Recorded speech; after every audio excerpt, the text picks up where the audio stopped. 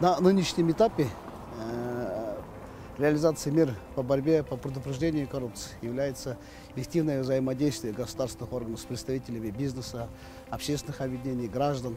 Вот одной из форм сегодня взаимодействия государства и бизнеса является антикоррупционный форум. Надежды и ожидания очень большие.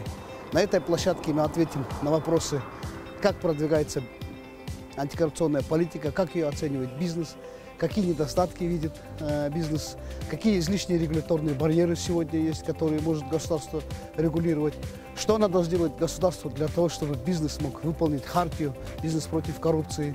Это будет либо зеленые коридоры, либо это будут какие-то дополнительные преференции вот для этих субъектов, которые решили бороться с коррупцией, выйти из тени. Как продвигается система привлечения защиты инвестиций. Эти вопросы тоже будут обсуждаться на форуме. Вот в этой связи приглашаю всех заинтересованных лиц для участия в работе антикоррупционного форума. Всех, у кого есть новые идеи для того, чтобы продвинуть, сделать эффективную работу очень высокого, очень актуального для нас антикоррупционного форума государственных органов и бизнес-ассоциаций.